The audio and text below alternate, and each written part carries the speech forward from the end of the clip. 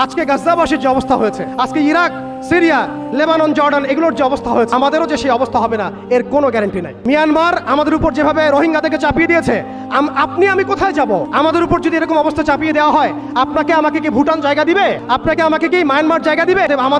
আমাদের এই জমিনে আমাদের এই সংগ্রাম, আমাদের এই জিহাদ আমাদেরকেই করতে হবে। বাংলাদেশের এই অবস্থায় এখন একটা ইসলামী রাষ্ট্র গঠনের কোনো বিকল্প নাই। আপনি আমি চাইলে লক্ষ কোটি মুসলমানকে সেখানে চাপ প্রয়োগ করে পাঠাতে পারতাম যদি আমাদের ইসলামিক রাষ্ট্র থাকতো।